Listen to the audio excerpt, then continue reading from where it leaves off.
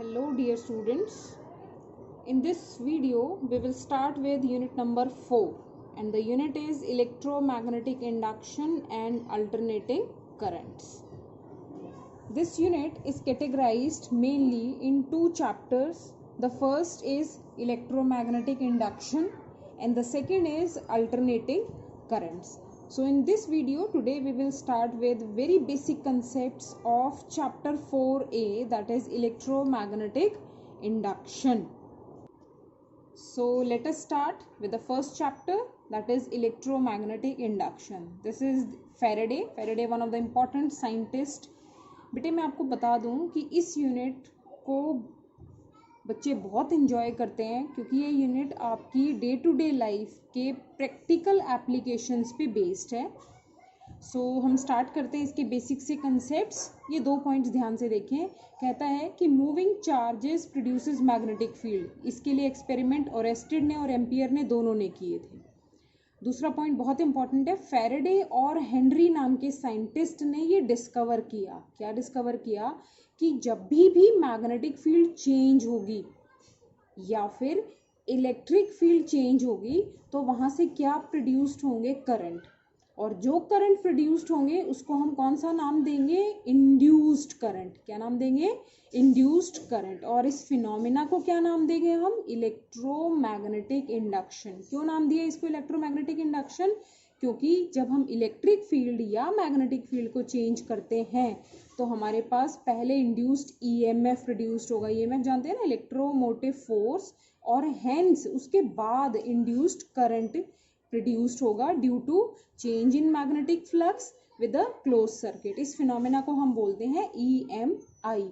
कहाँ यूज होता है ये? सबसे इंपॉर्टेंट बात, ये जनरेटर्स और ट्रांसफार्मर्स में यूज होता है. मैग्नेटिक फ्लक्स हम पहले ही पढ़ चुके हैं, so we will move ahead.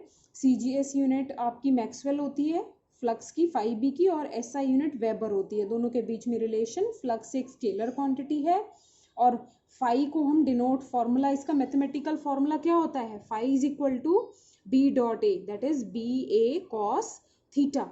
ठीक है. अब हमें पता है एरिया हम वेक्टर बनाते हैं. ये सारी चीजें हम पढ़ चुके हैं. 2-3 केसेस हैं इसके. Theta 90, theta 0, theta 180. थीटा 90 पे फ्लक्स क्या हो जाता है? 0. थीटा 0 पे फ्लक्स क्या हो जाता है? पॉजिटिव. थीटा 180 पे फ्लक्स क्या होता है? नेगेटिव. 1 वेबर को हम और कैसे डिफाइन कर सकते हैं? बी को एसआई यूनिट में लिखा टेस्ला, और ये क्या है? Area, meter square. So 1 weber is equal to tesla meter square. So यहाँ से हमने थ्योरेटिकली इसको डिफाइन कर दिया. सीजीएस यूनिट की बात करें तो सीजीएस यूनिट का 1 मैक्सवेल. सीजीएस यूनिट लिखी मैग्नेटिक फील्ड की क्या? गॉस. और एरिया की CGS unit centimetre square. So 1 maxwell is equal to 1 gauss centimetre square. Tesla और गॉस का हमें पहले से रिलेशन पता है. 1 टेस्ला इज इक्वल टू 10 की पावर -4 गॉस. राइट. सबसे important topic, base of this chapter क्या है? फैराडे. Faraday experiments. फैराडे नाम के साइंटिस्ट ने 3 एक्सपेरिमेंट किए. Experiment number 1, experiment number 2 and experiment number 3. बेटे मैं आपको बता दूं, इन तीनों एक्सपेरिमेंट्स को बहुत अच्छे से समझना ज़रूरी है क्योंकि इन एक्सपेरिमेंट्स पे बेस्ड हमारे बोर्ड एग्जाम्स में कंसेप्चुअल क्वेश्चंस आते हैं. Let us start. Experiment number 1. मैं पहले तीनों एक्सपेरिमेंट बता देती हूँ है क्या क्या. फर्स्ट एक्सपेरिमेंट में एक मैग्नेट होगा, देख रहे हैं आप, और एक कॉइल होगी जिसमें गैल्वेनोमीटर लगा होगा. ठीक है. एक मैग्नेट, एक कॉइल जिसमें क्या लगा होगा? गैल्वेनोमीटर. क्यों लगाएंगे गैल्वेनोमीटर? कि इस मैग्नेट को जब मैं मूव करूंगी, ठीक है, टुवर्ड्स द कॉइल या फिर अवे फ्रॉम द कॉइल, तो ये कॉइल में करंट इंड्यूस्ड होगा, जो कि कौन बताएगा? गैल्वेनोमीटर. सेकेंड एक्सपेरिमेंट में क्या है? मैग्नेट है लेकिन स्टेशनरी है. लिखा है ना V0. मैग्नेट है लेकिन मैग्नेटिक कैसा है? स्टेशनरी. और कॉइल के नीचे व्हील्स लगाए हुए हैं ताकि ये कॉइल को हम मैग्नेट के पास या फिर मैग्नेट से दूर मूव कर सकें. और थर्ड एक्सपेरिमेंट में देखिए क्या है. थर्ड एक्सपेरिमेंट कहता है कि 2 कॉइल होंगी. देख रहे होंगे आप, थर्ड एक्सपेरिमेंट में क्या है? 2 कॉइल हैं. ठीक है. एक में कॉइल में बैटरी लगी हुई है और दूसरी कॉइल में गैल्वेनोमीटर लगा हुआ है.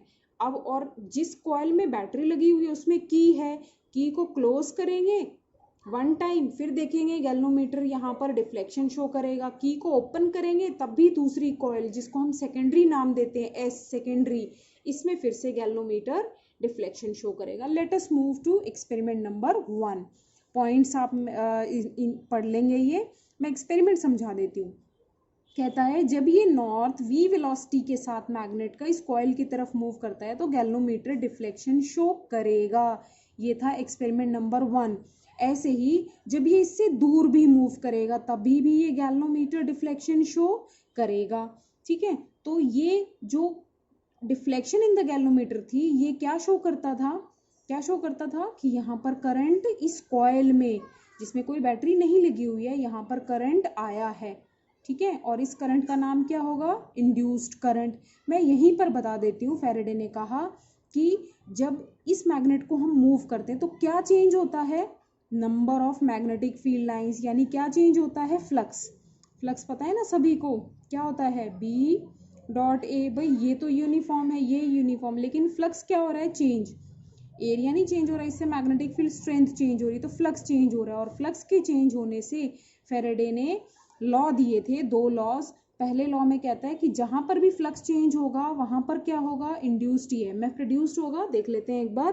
कहता है फैराडे का फर्स्ट लॉ, जहां भी मैग्नेटिक फ्लक्स चेंज होगा वहां इंड्यूस्ड ईएमएफ प्रोड्यूस्ड होगा, और इंड्यूस्ड ईएमएफ तब तक रहेगा जब तक फ्लक्स चेंज होता रहेगा।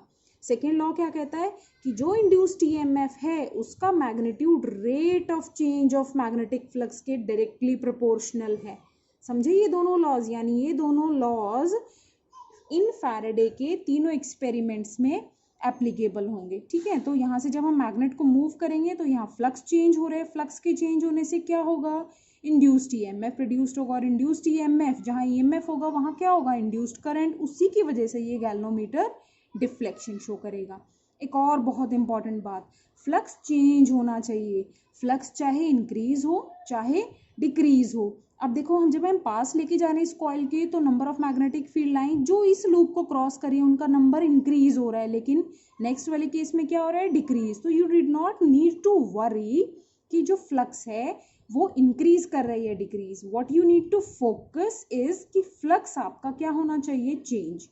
सेकेंड एक्सपेरिमेंट बिल्कुल इसका रिवर्स है। मैग्नेट स्टेशनरी, कॉइल को हम इस मैग्नेट के क्लोजर लेके जाएं या दूर लेके जाएं तो इस कॉइल में गैल्वेनोमीटर डिफ्लेक्शन शो करेगा।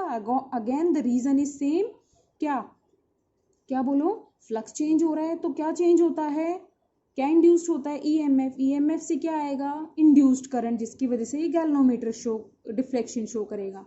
थर्ड एक्सपेरिमेंट में 2 कॉइल्स हैं, एक प्राइमरी एक सेकेंडरी। प्राइमरी में बैटरी है, सेकेंडरी में सिर्फ एक सेंसिटिव गैल्वेनोमीटर है। जैसे ही बेटे ध्यान से देखें, इस की को मैं क्लोज करूंगी तो करंट इंक्रीज करता है। जैसे ही हम क्या करते हैं, की को क्लोज करते हैं तो करंट आपका कहाँ से कहाँ वेरी करेगा, it varies from 0 to maximum. और जब करंट चेंज होगा, पढ़ा है सोलेनॉइड में, B is equal to mu naught into NI। भाई I चेंज हुआ तो क्या चेंज हुआ, B। जल्दी बताएं, फाई किसके बराबर होता है, BA। ठीक है, अगर B चेंज हुआ तो फ्लक्स चेंज हो गया। फैराडे ने क्या कहा था, जब फ्लक्स चेंज होगा तो क्या हो जाएगा, इंड्यूस्ड ईएमएफ, तो उससे क्या प्रोड्यूस्ड होगा, इंड्यूस्ड करंट। ठीक है, तो इसका मतलब जब भी हम की को क्लोज करेंगे तो ये सारा प्रोसेस होगा। इसीलिए इस सेकेंड कॉइल में, जो कि सेम एक मटेरियल पर बाउंडेड है, इंडक्शन फिनोमेना कहते हैं इसको, ये क्या शो करेगा, डिफ्लेक्शन। ऐसे ही रिवर्स होगा जब हम, ये तो हुआ फर्स्ट पार्ट, सेकंड में क्या हो जाएगा, जब हम की को क्या कर दें, क्लोज, ओपन। की को क्लोज किया तो ये फिनोमेना, और की को ओपन करेंगे तो करंट क्या कहाँ से कहाँ चेंज होगा, it varies from maximum to 0, reverse हो गया। आई डिक्रीज किया तो मैग्नेटिक फील्ड डिक्रीज, फ्लक्स भी decrease. We have to just focus कि फ्लक्स क्या होना चाहिए, चेंज। ये 2 लॉ बता चुकी हूँ फैराडे के। उसके बाद इस इंड्यूस्ड करंट की डायरेक्शन के लिए जो साइंटिस्ट ने लॉ दिया वो कौन सा था, Lenz's law. It is the law which determines the direction of induced current. अब लेंजेस लॉ को डिफाइन करने के लिए हम एक कहावत, एक मुहावरा कहते हैं। कैसे याद करेंगे कि ये अपने ही कॉज को अपोज करता है, मतलब जिस थाली में खाना उसी में छेद करना। इसका मतलब जिस वजह से ये प्रोड्यूस्ड हुआ है उसको अपोज करता है। समझाएं इसको कैसे, अगर इस मैग्नेट का नॉर्थ इसके पास आ रहा था तो इस कॉइल में करंट इस तरीके से फ्लो करेगा कि ये इसको पास आने से रोकेगा। ठीक है, पास आने से कैसे रोकेगा? जब इस नॉर्थ को कोई रिपेल करने वाला होगा, यानी ध्यान से सुने, यहाँ जो ऑब्जर्वर है उसके अकॉर्डिंग इस कॉइल का जो राइट वाला फेस है वो कैसा होना चाहिए? नॉर्थ। और लेफ्ट वाला फेस कैसा? साउथ। तभी तो ये मूव कर रहा था यहाँ, लेकिन लेंजेस लॉ के अकॉर्डिंग ये जाना कहाँ चाहिए? इधर। तो इसीलिए इस लूप में जो डायरेक्शन ऑफ करंट होगा वो कैसा रहेगा? जल्दी बताएं। Anti clockwise. अगर ऑब्जर्वर यहाँ है, नॉर्थ समझते हैं ना, north anti clockwise by clock face rule. तो ये लेंजेस लॉ डिटरमाइन करता है। लेंजेस लॉ हमेशा principle of conservation of energy को ओबे करता है। नेक्स्ट टॉपिक फटाफट डिस्कस करते हैं, मोशनल ईएमएफ। ईएमएफ जो भी किसी भी कंडक्टर के एंड्स के अक्रॉस डेवलप हो ड्यू टू इट्स मोशन, उस कंडक्टर के मोशन के वजह से, उसको हम बोलते हैं मोशनल ईएमएफ। 3 तरीके हैं इंड्यूस्ड ईएमएफ को प्रोड्यूस करने के। क्या क्या? इंड्यूस्ड ईएमएफ का फैराडे सेकंड लॉ से फॉर्मूला हमें पता है, क्या होता है? Minus N d phi by d t. कहाँ से आई है? एन नंबर ऑफ टर्न्स से। कॉइल में नंबर ऑफ टर्न्स अगर हैं एन, तो एन फाई का वैल्यू हमें पता है। अगर हमें क्या चेंज करना है? फ्लक्स। तो फ्लक्स कैसे चेंज होगा? बी को चेंज कर दें, सेकंड किसको चेंज कर दें? एरिया को, और थर्ड किसको चेंज कर दें? थीटा को। बोर्ड एग्जाम्स में बड़ा ही इंपॉर्टेंट टॉपिक है ये, दैट इज मोशनल ईएमएफ। ठीक है, induced EMF we are discussing here by changing the area of coil. ठीक है, सो हमारे पास एक ये मैग्नेटिक फील्ड रीजन दिया हुआ है। यू नो कि क्रॉस का मतलब क्या होता है? मैग्नेटिक फील्ड, बोलो इनवर्ड्स। सो बी यहाँ पर कैसी रहेगी? Inwards, not to worry.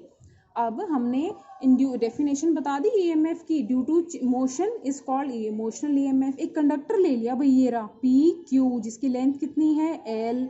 U shape हमने कोई भी क्या लिया है? कंडक्टिंग रेल्स ली है। समझते हैं? रेल्स का मतलब इस रॉड को, इससे समझो ये रॉड है, इसको हम इस रेल्स पे ऐसे मूव कर सकते हैं। तो ये रेल्स हो गई ना, जिसके according this rod P Q can be moved from extreme left to extreme right. अब इसकी स्पीड कितनी है? v। इससे होगा क्या? देखो ध्यान से देखना, ये रॉड अगर यहाँ है तो एरिया कम है, यहाँ है तो एरिया बढ़ गया, अगर और इधर कर दिया तो और इंक्रीज हो गया। बिल्कुल एंड पर ले आए तो जो ये वाला एरिया है यहाँ पर, कौन सा एरिया? ये वाला, ये क्या हो गया? इंक्रीज हो गया। एरिया के चेंज होने से क्या चेंज होगा? फ्लक्स। एंड फैराडे ने क्या कहा था? फ्लक्स के चेंज होते ही क्या चेंज हो जाएगा? बोलो, क्या इंड्यूस्ड हो जाएगा? ईएमएफ। और उसी ईएमएफ को हम क्या नाम देंगे? Motional EMF. फटाफट निकाल लेते हैं। फ्लक्स किसके बराबर? बी इंटू ए। बी एरिया किसके बराबर? लेंथ इंटू ये रही displacement x, length P Q and x. Faraday law के अकॉर्डिंग फाई का वैल्यू पुट कर देते हैं, बी एल एक्स। एल तो लेंथ है, फिक्स है, बी भी यूनिफॉर्म है। ठीक है, D x by d T क्या हो जाएगा? वेलोसिटी। सो ई M F E, small e से डिनोट करते हैं बेटे ये इंड्यूस्ड ई एम एफ को, बी एल वी।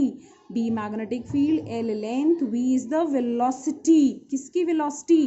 जल्दी बताएं। इस कंडक्टर की मूव करने की velocity in this magnetic field. इस इंड्यूस्ड ईएमएफ को हम क्या बोलते हैं? Motional EMF. अब करंट निकाल लेते हैं। करंट किसके बराबर? EMF by R. ये आर किसका रेजिस्टेंस है? इस आर्म का रेजिस्टेंस है पी क्यू। फोर्स निकालनी हो तो फोर्स, ध्यान है, किसी भी कंडक्टर को मैग्नेटिक फील्ड में रखते थे तो क्या फोर्स होती थी? I B L sine theta. Theta यहाँ 90 लिया है, सो यहाँ पर हमने ऊपर आई निकाला था तो फोर्स निकल गया, B square L square V by R. Power निकालनी है तो force into velocity, 11th class में पढ़ा था, तो फॉर्मूला आ गया ऊपर सभी टर्म्स का स्क्वायर डिवाइडेड बाय रेजिस्टेंस। ठीक है, अब ये जो मैकेनिकल एनर्जी पर डिसिपेटेड पर सेकेंड है, मतलब आपकी पावर जो हमने निकाली है वो आई स्क्वायर आर से भी निकाल सकते। एक तो पावर ऐसे निकाली जो हमने कंडक्टर को पुश करने में लगाई है अंदर, देखो ये रही, ये कंडक्टर को अगर हम अंदर पुश करते हैं तो ये वो पावर थी। अगर हम करंट की फॉर्म में निकालें तो हमारे पास ये पावर आएगी, और इक्वेशन 5 और 6 क्या है? सेम है। हैंस कंक्लूजन सुने, हैंस ये बहुत इंपॉर्टेंट है। क्या? Mechanical energy required to move the conductor P Q. जो मैंने एनर्जी लगाई ना इस कंडक्टर को ऐसे अंदर मूव करने में, वो किस में कन्वर्ट होगी? इलेक्ट्रिकल एनर्जी में। किस फॉर्म में? इंड्यूस्ड ईएमएफ की फॉर्म में। और इसीलिए ध्यान से सुने, ये जो लेंजेस लॉ है फैराडे, ये सभी law of conservation of energy को ऑबे करते हैं। डॉट और क्रॉस पहले से बता चुकी हूँ। अब मैग्नेटिक फील्ड को भी अगर हम चेंज करते हैं तो भी मैग्नेटिक फ्लक्स चेंज होगा एंड इंड्यूस्ड ईएमएफ सेट होता है। थीटा के चेंज होने से भी हम नेक्स्ट वीडियो में डिस्कस करेंगे यहाँ से थर्ड पॉइंट से कि थीटा जब हम चेंज करते हैं तभी भी आपका इंड्यूस्ड ईएमएफ क्रिएट होता है। और ये जो टॉपिक है थर्ड, यहाँ से हम स्टार्ट करेंगे नेक्स्ट वीडियो में, ये ट्रांसफॉर्मर में यूज़ होता है। किसमें यूज़ होता है? जनरेटर में। किसमें यूज़ होता है? जनरेटर में। सो टिल देन आप यहाँ तक इस टॉपिक को इस वीडियो के थ्रू फिनिश करेंगे।